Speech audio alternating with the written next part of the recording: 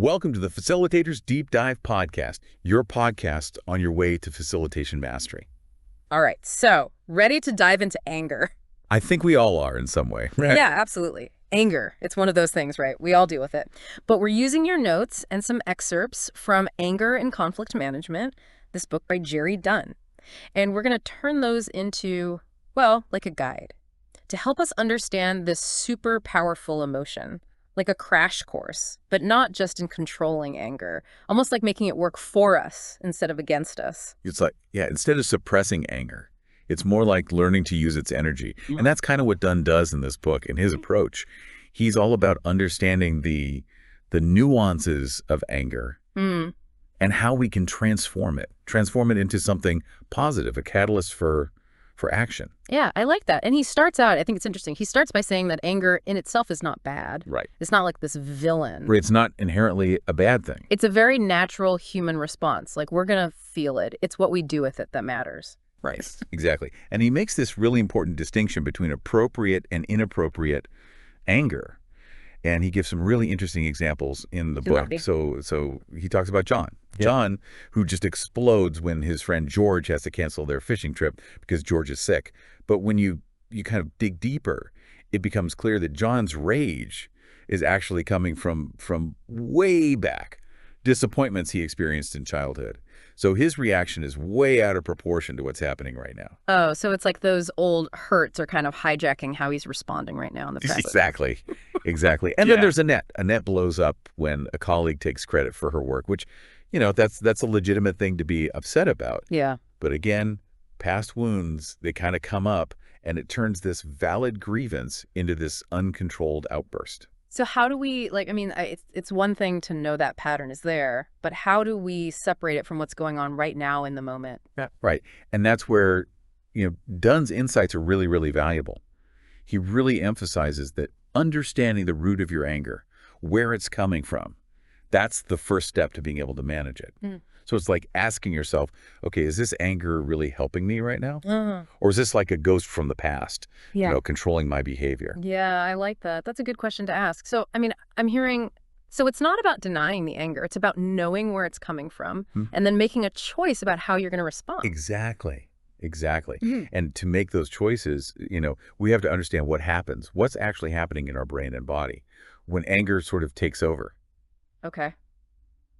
So Dunne explains this through the fight, flight, freeze response, which basically says when we see something as a threat, our nervous system, it kicks in. It prepares us to fight the danger, run from it, or just freeze up. Right. So it's like our survival instincts are taking over. Exactly. Makes sense why you get that rush of adrenaline, your heart's racing.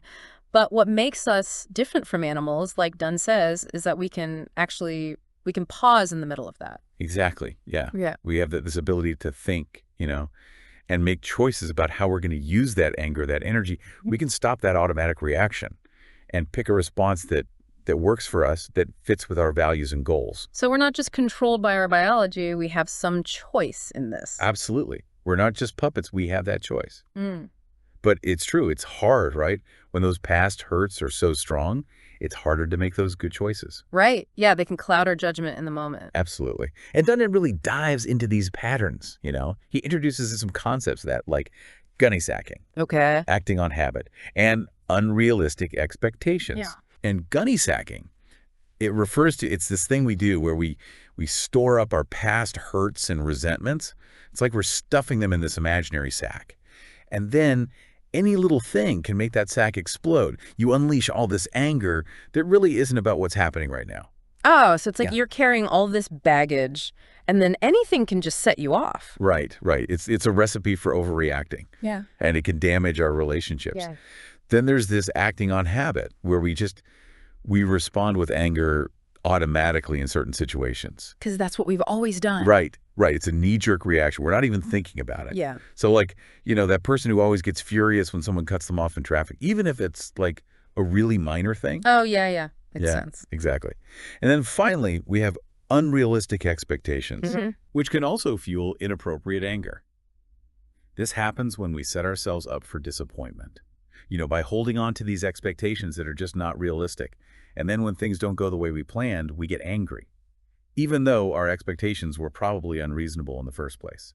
So knowing whether our anger is really, really about what's happening right now, or if it's coming from that baggage from the past, or holding on to these unrealistic expectations, knowing that is really important, but it's not always easy to do in the moment. You're absolutely right. It's not easy. And that's where Dunne's insights into family dynamics become really, really helpful.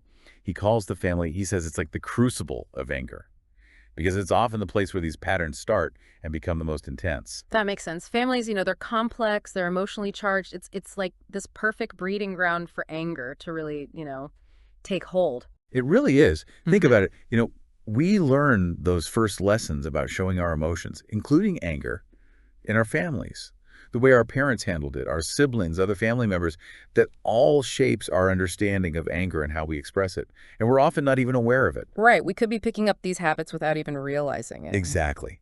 Exactly. And then he talks about 5 destructive patterns that commonly show up in families: unconscious imitation, acting out, displacement, scapegoating, and rivalries. Whoa. That's a lot. It is, right. Yeah. And unconscious imitation is basically, you're copying the anger patterns you saw in your family growing up.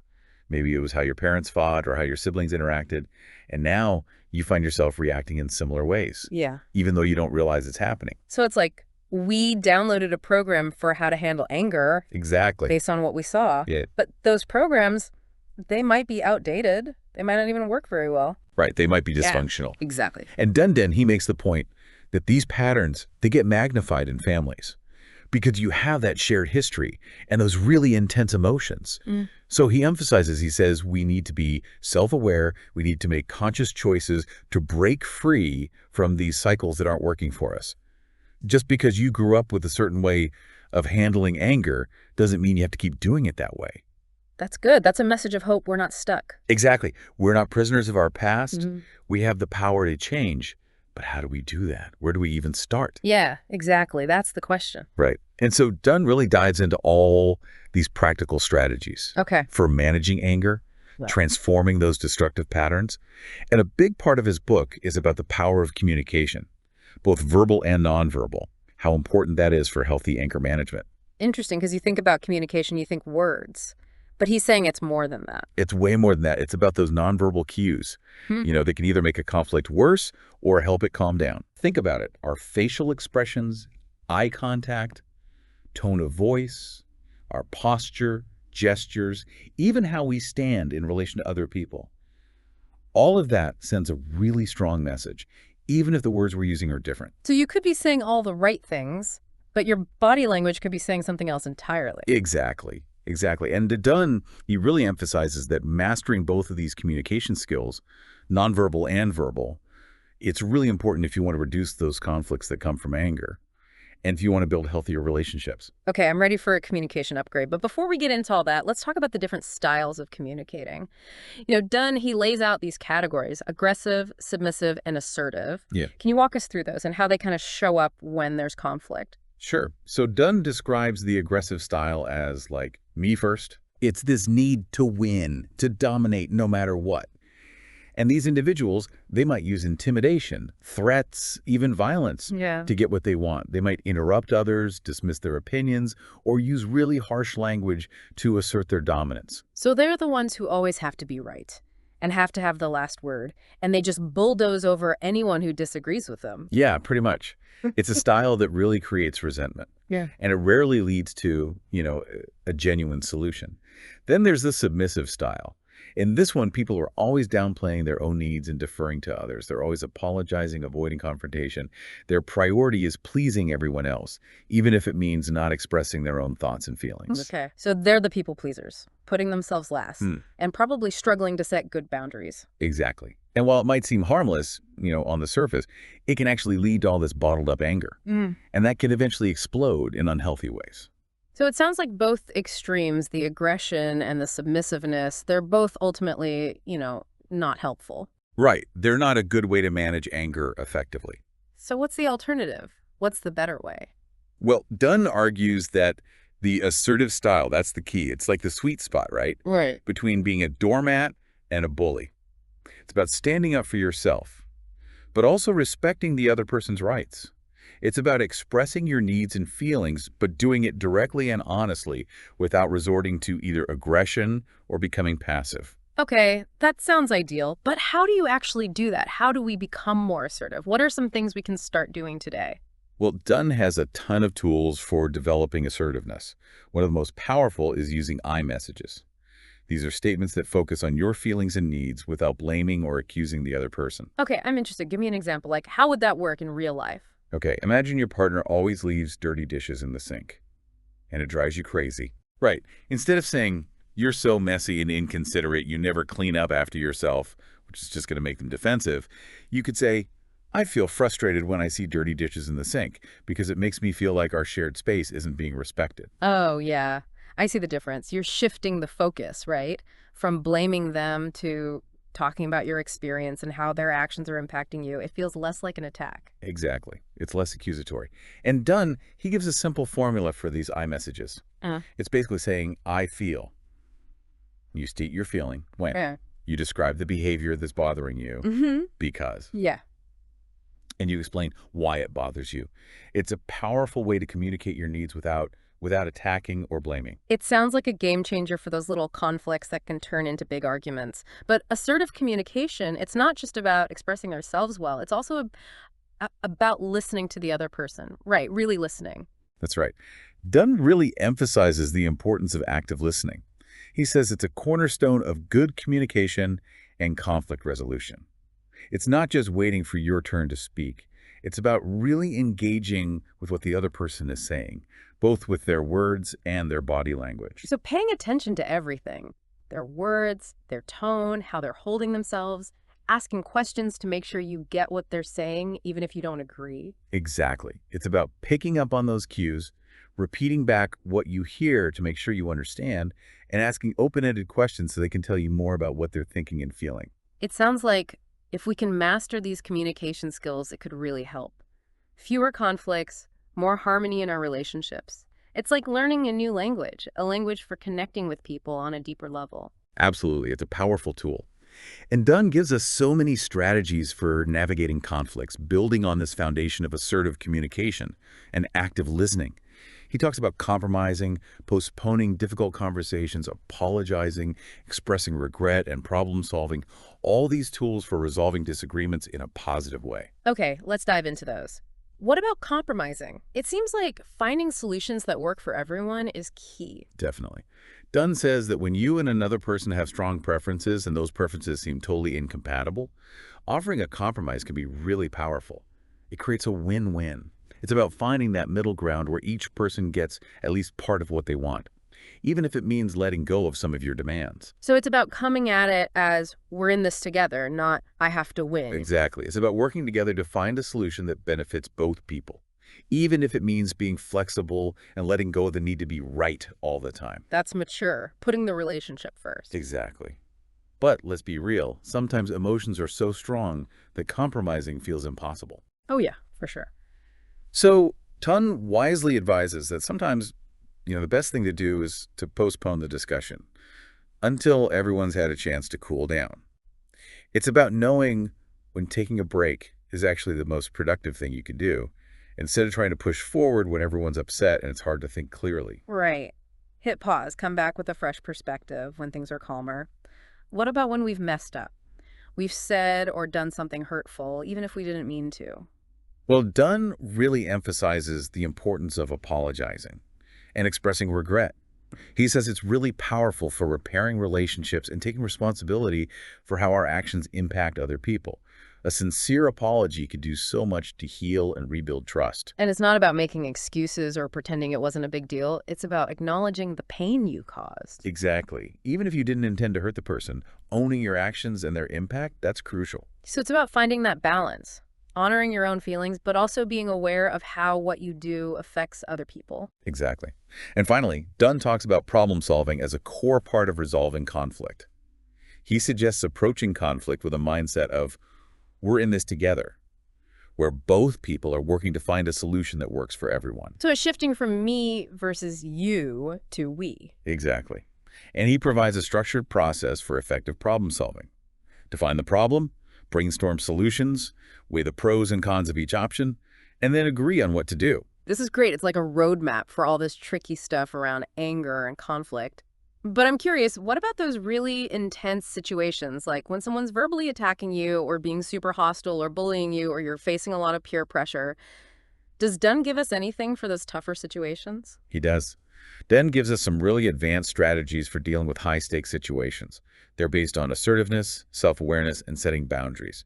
He knows those kinds of encounters need a different approach, one that puts safety and emotional resilience first. Okay, I'm ready to level up my conflict resolution skills. Let's dive into those advanced strategies. He does, and one of the coolest concepts he talks about is this thing called the critical interval. Okay. It's like this super powerful space, Okay. but we often miss it. I'm intrigued.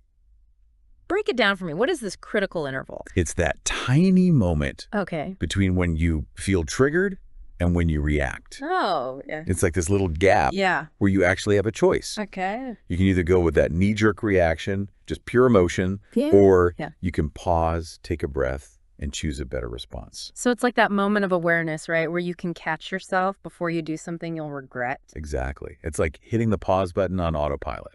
I like that. And Dunne says, mastering this critical interval, it's essential if you want to make conscious choices Yeah. and avoid those reactions that can really mess things up. Mm-hmm. It's about realizing, okay, I'm feeling angry, feeling those physical sensations, Right. but then choosing how you're going to respond instead of just letting your emotions run the show. It sounds simple, but I bet it takes practice. Oh, absolutely. Yeah. It takes practice to build that awareness, that ability to respond in the moment. Yeah, for sure. Are there any strategies Dunne gives us for getting better at accessing that critical interval? He does. He offers a bunch of techniques, Okay. and one of the best is mental preparation. It's like proactively building up your resilience, your self-awareness, Okay. so you're less likely to get hijacked by those big emotions when they hit.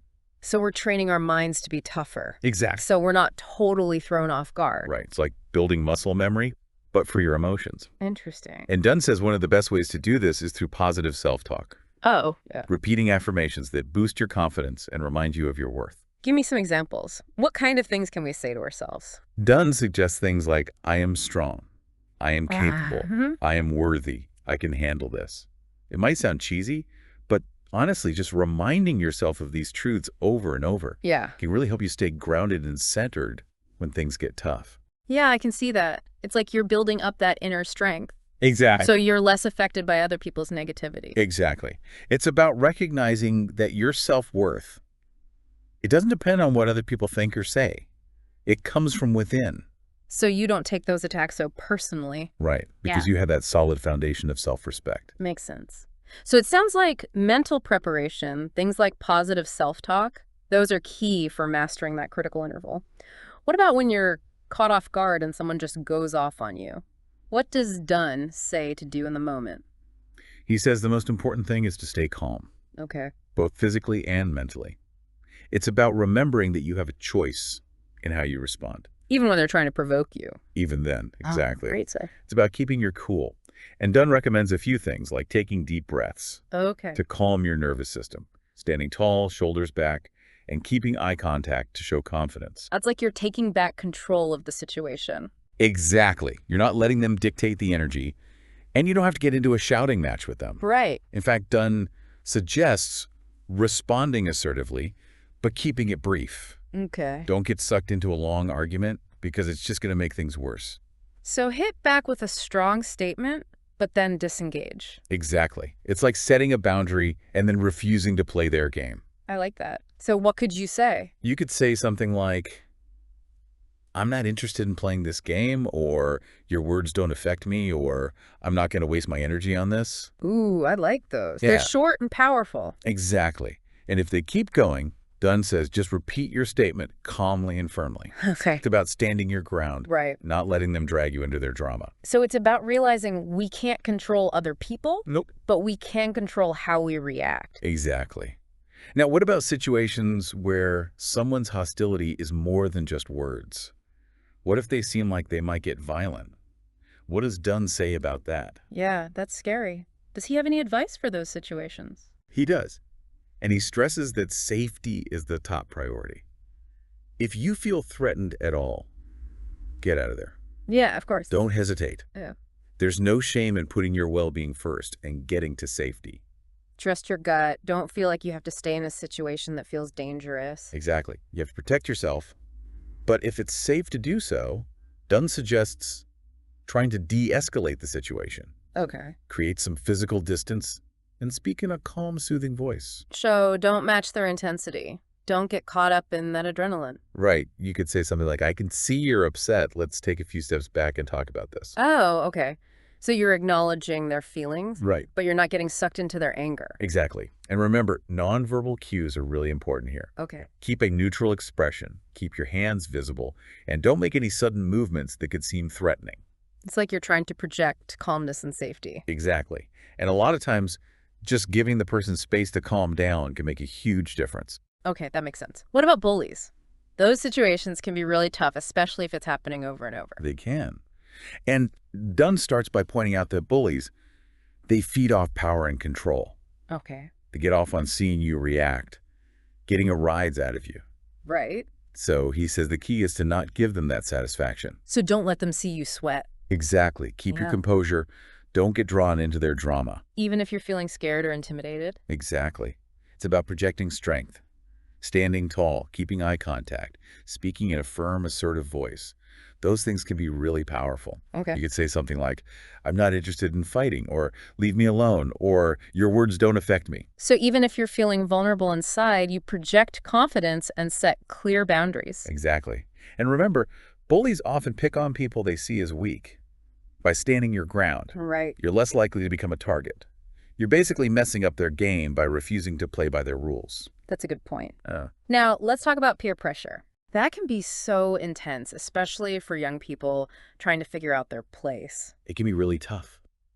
And Dunne emphasizes how important it is to know yourself and your values. Okay. It's about asking, what's important to me?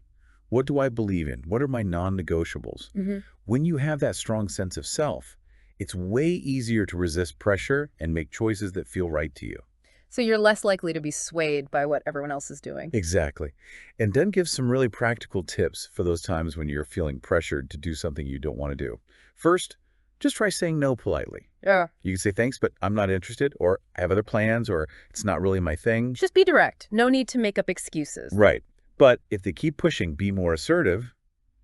You could say, I said no and I mean it, or I'm not going to change my mind, so please stop asking. Stand your ground. Exactly. And remember, real friends will respect your boundaries. If they keep pushing you to do things you don't want to do, it might be time to rethink that friendship. That's a good point. Sometimes walking away is the best thing to do, even if it's hard. It is. Yeah. Now, beyond those individual strategies for anger and conflict, Yeah. does Dunne give us any insights into dealing with conflict within groups or organizations? Yeah, I'm curious about that. He does. He actually dedicates a whole chapter to mediation. Okay. He says it's a really effective alternative to those more traditional ways of dealing with conflict. It's something that can be used in all sorts of settings, from personal disputes to workplace issues to even international relations. Wow, that's interesting. Tell me more about it. How does mediation work? So in mediation, there's a neutral third party, Okay. and they help facilitate a conversation between the people who are in conflict. Okay. The mediator doesn't take sides or make judgments or tell people what to do. Their job is to guide the conversation, make sure everyone feels heard and understood, Right. and help them come up with a solution that everyone can agree on. So it's like having a referee, but instead of picking a winner and a loser, they're helping everyone win. Exactly. Mm. And Dunne outlines a clear process for mediation that makes sure it's fair and encourages people to work together. Okay, how does that work? First, the mediator sets some ground rules Okay. for the conversation, emphasizing respect, active listening, and focusing on finding solutions. So no yelling or personal attacks. Right. The mediator creates a safe space for people to have an open and honest conversation. Then each person gets a chance to share their perspective and what they're hoping to get out of the mediation. Okay.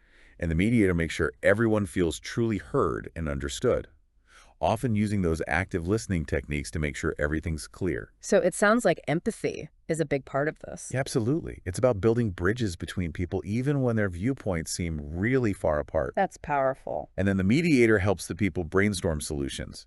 They encourage them to be creative and think of options they might not have thought of on their own. Okay. The goal is to find a solution that works for everyone, even if it means some compromise and flexibility. It's about collaboration. It is. And Dunne points out that mediation has a lot of advantages over other ways of resolving conflict, like going to court or having an arbitrator. Okay, like what? Well, it's usually less adversarial. Okay. It often costs less. Right. And it's more likely to help people maintain their relationships. So it's not just about solving the immediate problem. Right. It's about laying the groundwork for better communication and stronger relationships in the future. Exactly. And Dunne encourages us to consider mediation as a resource for dealing with conflict and building stronger, more resilient relationships in all areas of our lives. This is all such good information. It feels like Dunne has given us so much to work with. He really has. He's given us a toolkit for not managing anger and conflict, Right. but for turning those challenges into opportunities to grow and connect with people. I like that. And it's clear that he sees anger not as something bad, Right. but as something powerful that can be used for good. Exactly, when we channel it effectively. So we're moving from being reactive to being proactive, from feeling like a victim of our anger to being in control of it. Exactly.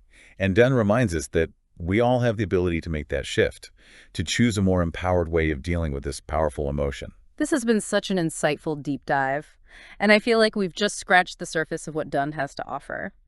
But before we wrap up, I'd love to hear your thoughts on everything we've talked about. What stands out to you as the most important takeaway from Dunne's work? For me, it's the focus on self-respect as the foundation for healthy anger management. Oh, When we respect ourselves, yeah, we're less likely to put up with disrespect from others. right? We're more likely to set boundaries, Yeah, assert our needs, and walk away from situations that are bad for us. that's so important. It's about knowing we deserve to be treated with respect and that we have the power to make that happen in our lives. But what does self-respect actually look like in real life? How do we build it? Dunne reminds us that self-respect isn't about being arrogant or having a big ego. Right. It's about recognizing that we have worth as human beings, no matter what we've achieved or what we own or what other people think of us. So it's about being kind to ourselves, Yeah. having compassion for ourselves, Yeah. understanding ourselves. Exactly. Just like we would treat a close friend or a loved one. Yeah, that makes sense. It's about honoring our needs and feelings, setting healthy boundaries, and making choices that align with our values. Okay. And Dunne says something really powerful. He says, the more self-respect you have, the more personal power you possess. That's inspiring. So it's not just about managing anger. Right. It's about cultivating self-respect as a source of strength. Exactly. Right. And that strength can be used to create positive change, not just in ourselves, but in our relationships, our communities, even in the world around us. That's beautiful. It feels like we've come full circle from exploring these destructive patterns of anger to discovering this transformative power of self-respect. We have. And Dunne reminds us that this journey of mastering our anger and cultivating self-respect, it's a lifelong process. It takes ongoing awareness, practice, and a willingness to keep learning and growing. Absolutely. It's not about reaching a destination, it's about the journey itself. Yeah, it really is a journey, isn't it? It sounds like Dunne doesn't just give us all these ideas and theories. No. He gives us like actual tools Right. and resources to help us on this journey. Absolutely. He has a whole section at the end of the book dedicated to additional resources for further exploration. Oh, wow, that's great. So he's encouraging us to keep going, even after we finish the book. Yeah, it's like he's saying, look, we've covered a lot here, but this is just the start. Keep exploring, keep learning, keep practicing. I love that. And the resources he recommends, they cover so many different things. Oh, okay. From emotional intelligence to verbal self-defense to he even recommends a book called Tung Fu. I have to say, that one really caught my eye. Tung Fu. Okay, I'm adding that to my list. It sounds like a mix of martial arts and like clever communication. Yeah, right. I think it's about like using language strategically to get through those tough conversations and stand up for yourself effectively. I love that. It sounds like the perfect thing to add to everything we've been talking about. Now, before we wrap things up, I want to go back to something Dunne talks about a lot. Okay. We've touched on it, but it just feels so important to his whole approach, and that's self-respect. Yeah, it really is the foundation, isn't it? When you have self-respect, it affects everything. How you handle anger, how you deal with conflict, how you set boundaries, how you communicate what you need. It's like this ripple effect that touches every part of your life. It's like that inner voice, that compass that helps you make good choices. Choices that are in line with your values, that are good for you. And when we respect ourselves, we're less likely to let other people treat us badly. Exactly. We're more likely to honor our needs and protect our emotional and mental well-being. We stop trying to please everyone else. And we stop needing everyone to approve of us. Exactly. And Gerry Dunne, he makes this connection between self-respect and personal power. The more self-respect you have, the more real power you have. That power to make positive changes. I love that. So it's not just about managing anger. It's about building self-respect, which gives you this strength, this power to do great things, not just for yourself, but for the people around you, for the world. Right. It's about recognizing that you have a choice. You can choose how to deal with challenges, how to treat yourself and others, how to create your own life. That's so inspiring. So as we finish up this deep dive into anger and conflict management, what's the one thing you hope our listener will take away from all this? I think the most important thing is this. Anger is normal. It's part of being human. But it doesn't have to run the show. We all have the power to choose how we react to it, to use it in positive ways, to make it a force for good in our lives. That's beautiful. So to our listener, we encourage you to start that journey, the journey of mastering your anger and building self-respect. It's a lifelong process, but the rewards are huge. You'll become more self-aware, your relationships will get stronger, and you'll live a more fulfilling life. And remember, you're not alone on this journey. Dunne's book and all those other resources he mentions, they can be your guide. So keep learning, keep practicing, keep growing, and most importantly, be kind to yourself along the way. Thanks for joining us on this deep dive. We'll see you next time. See you next time on the Facilitators Deep Dive Podcast, your podcast on your way to facilitation mastery. Until next time. See you then.